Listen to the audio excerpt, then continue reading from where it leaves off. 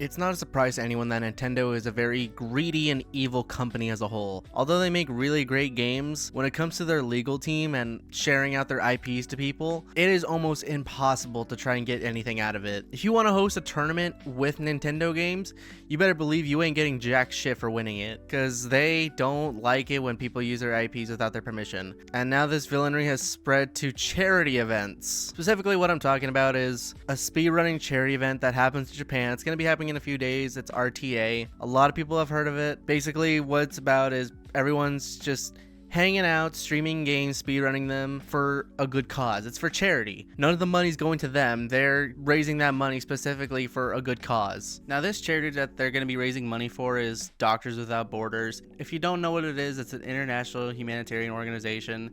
Basically what they do is they go help around people that have been affected by epidemics, disasters, or people who don't have access to these sort of things. So it's a really good cause and it helps a lot of people. Now in previous ones, Nintendo has allowed the use of their IP, so people were speedrunning stuff like Mario and other Nintendo properties. But now all of a sudden they're saying that in order to play their games on stream, they would have to get permission from Nintendo. And if they didn't, they would be facing legal action. It's ridiculous. I don't know what kind of vendetta Nintendo has when it comes to gaming tournaments or live streaming their own content. It's free marketing for them. I don't see why they are such dicks about it. And everyone likes it when they speedrun their games. People always like speedrunning Mario 64 or Legend of Zelda. There's just so many games that a lot of people like to speedrun. And this is in their home turf. This is taking place in Japan.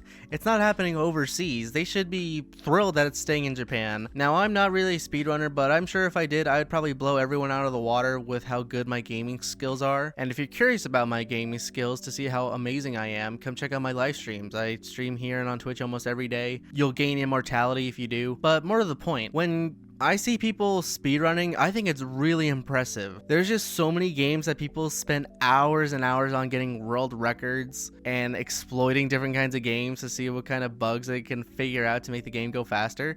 It's honestly a really, really cool science to gaming. I think it helps keep older games alive, and it gives people the opportunity to go try those games out for themselves. And a lot of people really like Nintendo games. They love playing older games like Mario 64 or classic Zelda. There's just a lot of talent involved that goes into these events and a lot of planning, but Nintendo just doesn't seem to care. They're more focused on making their profits soaring rather than sharing some of that money for a charity that's going on in their own turf. And this isn't the first time they've done it. They've backed out of certain tournaments. They've taken Smash out of these fighting tournaments. So there's nothing new there. And now I suppose they're trying to find legal course for past live streams that had Nintendo games during these events. So they're going through the receipts. They want to see every little thing that happened with all these past charity live streams, so that way they can get a big picture on what they can get out of it, which is ridiculous. And that's kind of also the reason I don't have a Switch. As much as I like Nintendo games,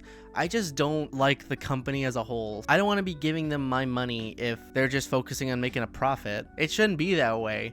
It should just be for the fun of the game. But we shouldn't lose hope yet. RTA is trying to work with Nintendo right now to try and get these games back for future charity streams. I hope they do. I think they deserve to do that. So we're probably not going to see any Nintendo games for this upcoming live stream.